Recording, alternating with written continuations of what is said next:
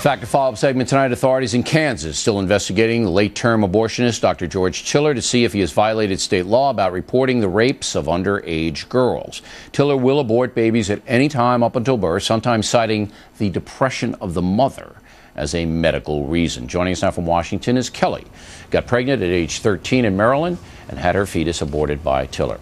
Okay, so you were 20 weeks pregnant when you brought the situation to your parents' attention, I understand. The state of Maryland, you could not have an abortion that late, but your father and mother, I guess, decided to take you to Kansas, where Tiller advertises on the net. Everybody knows who he is. He'll abort babies at any time. So your parents take you there, you go into the clinic, pick it up from there. Well, it was a 5-day process, and when I first went in, they have counseling that they offer. It's a group counseling with other women that are going through the same thing, and during the 5 days they insert expandable whatever into the cervix to slowly dilate you through the 5-day process. And about the 3rd or 4th day, Dr. Tiller came in and injected into the amniotic sac saline solution, which suffocated and burned my baby to death. And on the last day, they put you in a room with other women. There's like maybe 6 to 10 beds in a big room, and every woman is lying there. And they kind of go down the line, and whoever's ready, they decide that you're dilated enough, and they put you in a wheelchair and wheel you out to another room. And in this other room, there's basically a toilet, and they told me to sit on the toilet, lean on the nurse, and push my baby into a toilet. And after that, they wheel you into another room to remove all the, afterbirth. And really, that's the only 2 times I ever saw the doctor, was when he injected the saline solution and when he finished the process by removing the afterbirth.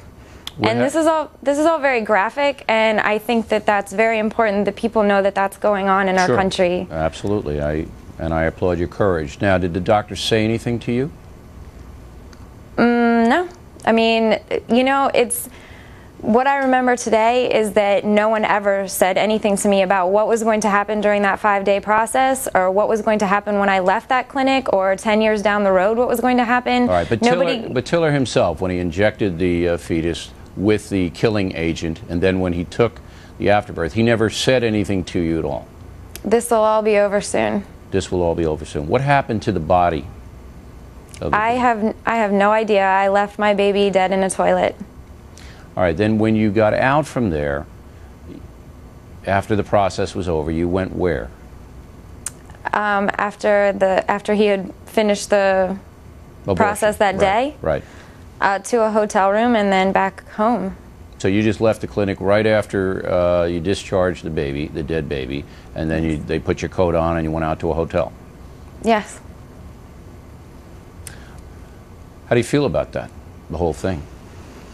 I'm disgusted. I'm disgusted that women are told that they have a choice, yet no one tells us what that choice is, or what that choice is going to do to us or to the baby, for that matter.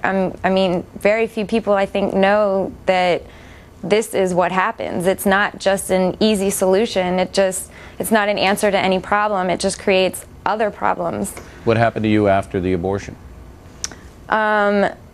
Many things. I mean, I was traumatized, so I had lots of symptoms of post-traumatic stress disorder. I had very low self-esteem. I was promiscuous. I used drugs. I had eating disorders. Lots of horrible things. And when I think that, what would the worst case scenario be, that I have my child, that would have been better than having gone through all of the effects of the depression, suicidal thoughts, all of that happened afterwards. Now, Kelly, you don't beat yourself up. You were 13 years old, 14 when the abortion happened. You know better now. You're courageous. You came on. You told the nation what's happening in Kansas. Very few people will do that. And, we really appreciate your courage very much. Thank you. And we'll be right back.